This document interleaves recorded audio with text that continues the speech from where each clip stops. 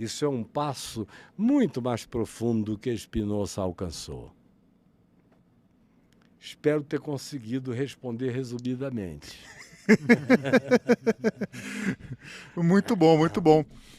Como o nosso tema hoje é conexão com o divino, eu queria que você decorresse sobre como o ser humano se conecta com Deus e como se desconecta, ou se é possível isso de alguma forma. Ou qual é o processo natural de conexão com o divino que a gente pode ter no nosso dia a dia, na forma como a gente se relaciona. Conexão com Deus, o apóstolo João diz, repetindo Jesus, repetindo Paulo, repetindo todos aqueles que aprenderam com Jesus em primeira mão, em fonte original, o apóstolo João simplifica isso tudo dizendo o seguinte: desdogmatizando tudo.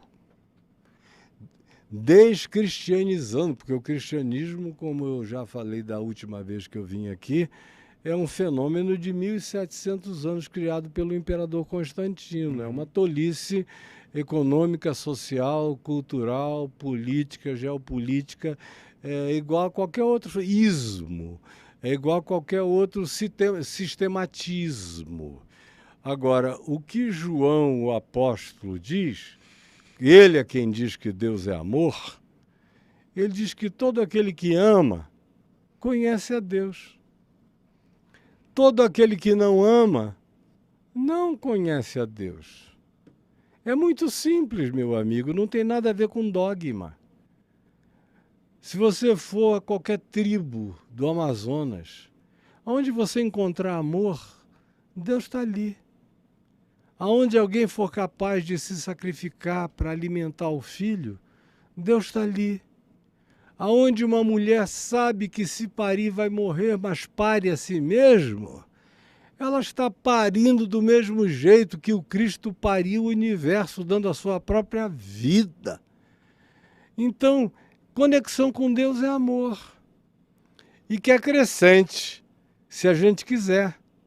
Agora, Deus não se desconecta de ninguém.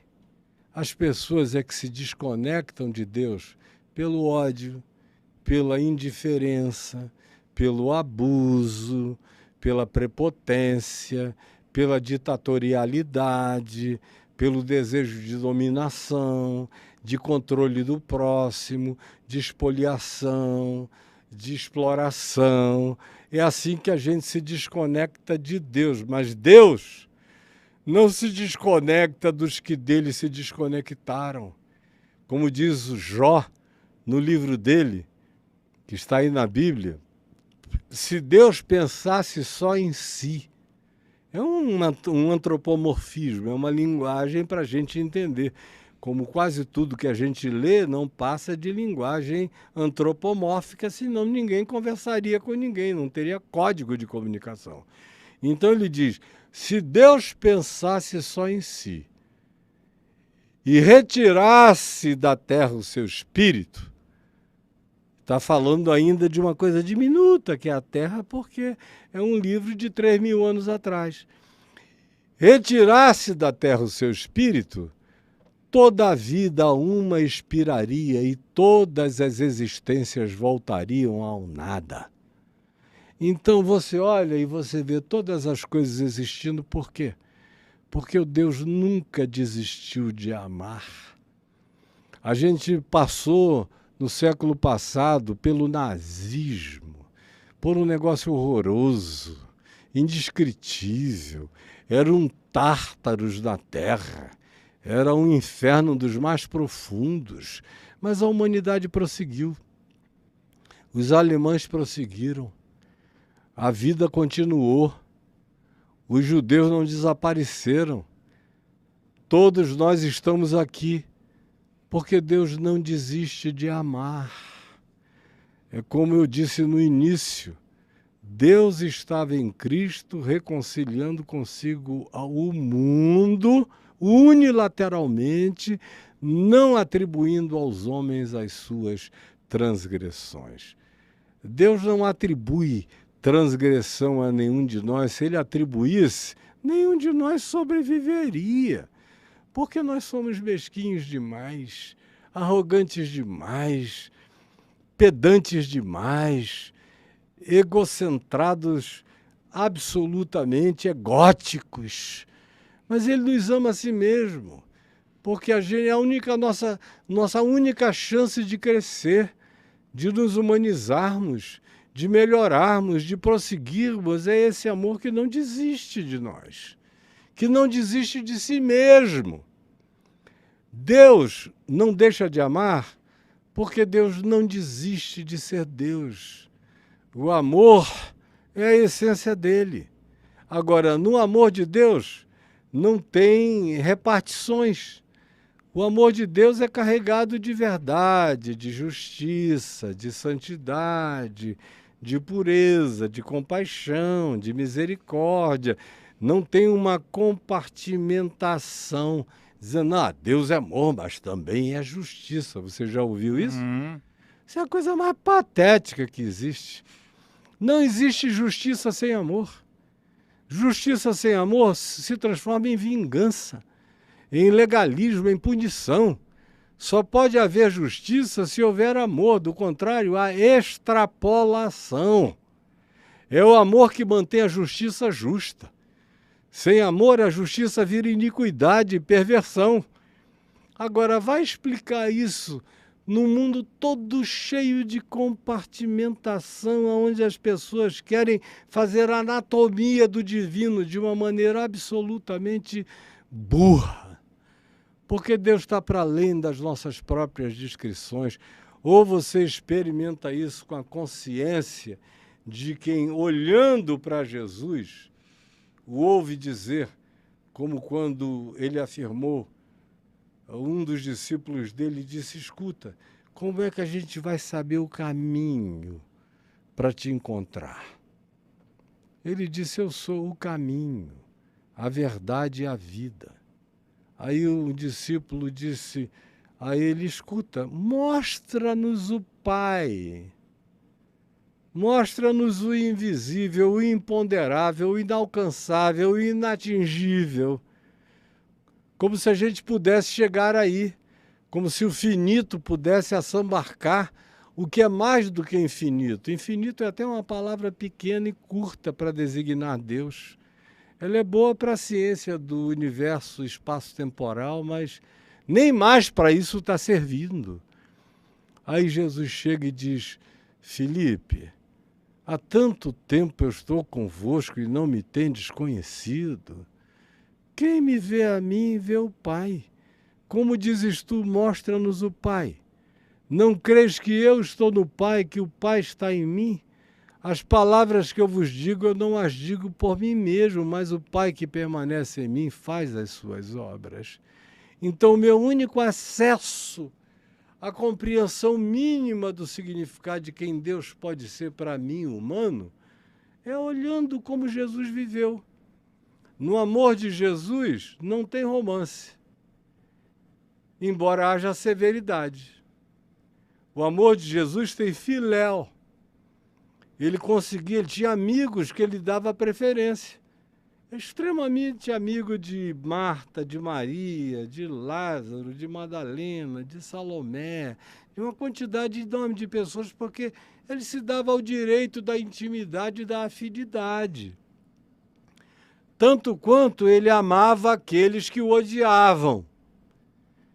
E se entregou quando os discípulos disseram, escuta, tu andas sobre as águas, tu multiplica pães, tu mexes na natureza da matéria, tu fazes todas essas coisas e vais deixar que esses romanos te matem? Aí ele disse, vocês não entenderam ainda nada, ou não sabeis que se eu pedisse ao meu Pai, ele enviaria uma legião de anjos, que é só uma expressão também semanticamente limitada, para designar seres de uma natureza superior. Ele mandaria uma legião de anjos, usando uma expressão romana, que eram as legiões romanas, e acabaria com isso tudo. É uma escolha minha, é decisão minha. E se vocês não aprenderem o significado desse amor, me vendo me entregar, nada mais vai ter significado para vocês e vocês estarão para além da possibilidade de serem ensináveis. Então, em Jesus, eu tenho tudo que de Deus se pode conhecer, humanamente falando. Eu não estou dizendo que não houve homens iluminados.